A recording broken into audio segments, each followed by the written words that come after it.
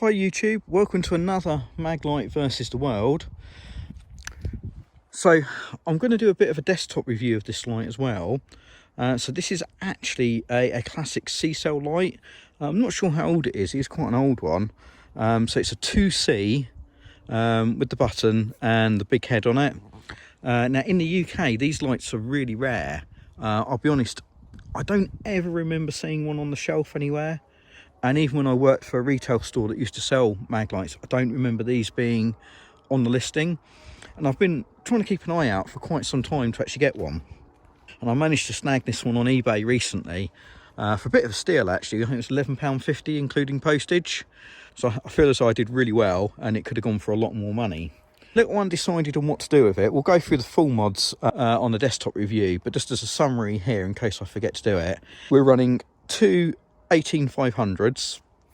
So I made some little battery adapters up out of some battery tubes. So when you buy an 18650 or a 21700, it comes in a little plastic tube. I've cut them down to the same length as a C-cell, and the 18650 tube fits perfectly inside the 21700, which then fits inside the C-cell Maglite.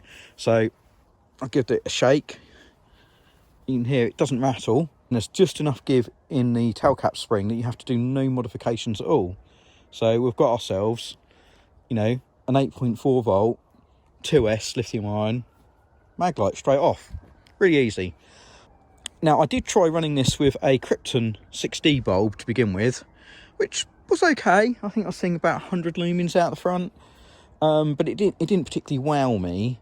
So I've actually got a drop-in that I'd got in the box. This is an XPG2, so it's just like a regular bulb, Krypton bulb, with the PR base. It just fits into the bulb socket and you screw it down. Now I believe the retailer, the Torch site in the UK, claimed 300 lumens. I've never seen that from it. At the moment I'm getting about 196 lumens out the front on 2S, so it's well within its voltage range of operation. I think it's designed to run, you know, on a 3-cell up to a 6-cell Maglite. But it was just a very quick, easy way of being able to get a little bit more output out of this light. I also recently bought a K-Domain aluminium reflector, so I've actually got an orange peel reflector in here. So we're probably trading off a little bit of throw and a few lumens. I think I did do a test. I think it's costing about 5 lumens versus the plastic reflector. Now this is actually quite a nice usable package. I mean, runtime's going to be reasonable. It's not going to get too hot. Output, it's moderate. It's not going to blind you. As you can see, we can light up the whole car. We've got quite a good bright spill beam. The hotspot easily lights up a wheel and a wheel arch. And you can sort of defocus it a little bit and focus it in and almost induce a bit of a donut, but it's really hard with this this op reflector. You know, and this would make it a usable light indoors, outdoors, anywhere. As a single mode light, it's not too bright, but it's bright enough that you can come out, we can light some stuff up across the fields, got some trees over there. I haven't done any CD readings on it. It's not going to be an absolute monster, especially with that op reflector, but you know, here's my favourite old tree stump here. We can light that up really easily. And I say we can light the entire car up pretty good. I'm undecided what to do next though. Is this how I really want to keep it? Do I want to buy one of the big drop-ins you can get for these that have got the reflector so you lose the focus? There are some more powerful sort of bulb style drop-ins now. You can get an SST40 and you can even get an XHP 35 with a claimed sort of 600 lumens. I don't believe it will do that, but it might be kind of interesting.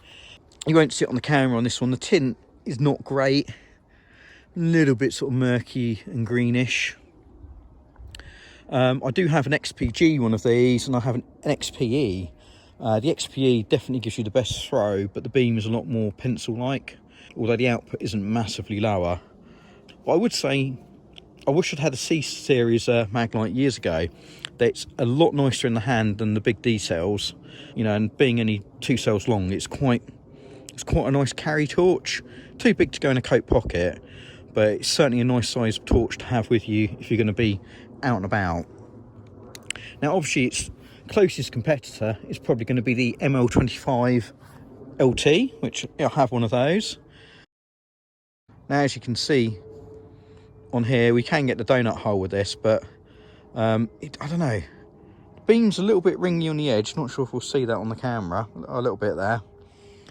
But this thing, so I've converted this to run on a 21700, although I don't think it performs any better than it does on sort of two really good sort of 1.5 volt batteries, but I'm going to get much better run time. Maglite do an official conversion now with an adapter, so you can run it on an 18650, but I went with the 21700 because you know, 5000 milliamp and good run time. I would say that this is brighter and outthrows what I've done on that older C-cell Maglite.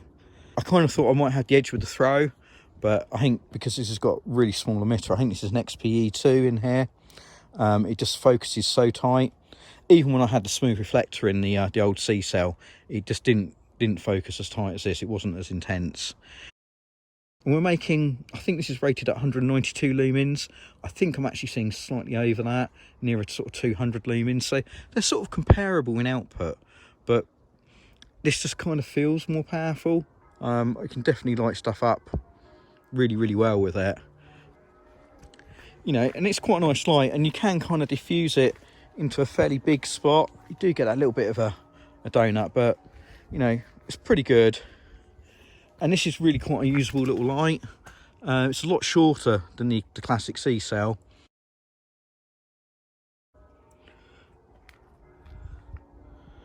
So this one will fit in a coat pocket, and in fact I do carry this in a coat pocket quite often because I do quite like to have this light with me.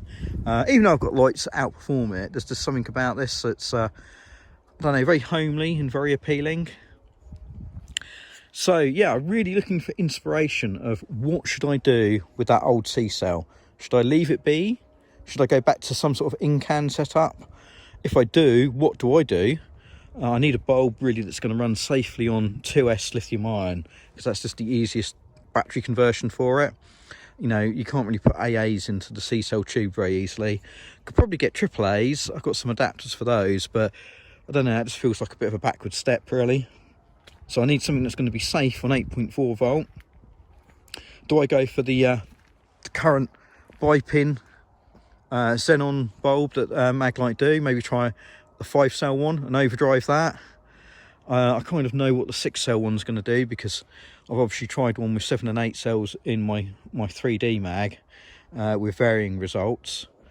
You know, it'd be nice just to get a bit of a fatter beam. If so, what bulb do I run? You know, a lot of the bulbs that I've been looking at, all the 6 volt ones, they tend to sort of flash above 8 volts or above 8.3. So do I part charge some cells, you know, and not have them fully charged? Just, I don't know, it all feels like a compromise. I'm not probably going to be able to buy a driver or a regulator. You could put like a resistor mod, I think, in the tail cap, but then again, is that kind of defeating the fact that you're buying, you're running it on those batteries in the first place? So I'm really undecided what to do. But I suppose the impressive thing here really is that this newer technology, the ML25 LT, is smaller, running on one battery, and is still really outperforming this. I think one difference is we've got probably a bit bigger spill beam, but even then I'm quite impressed with that older one. So we're back to the classic C-cell here.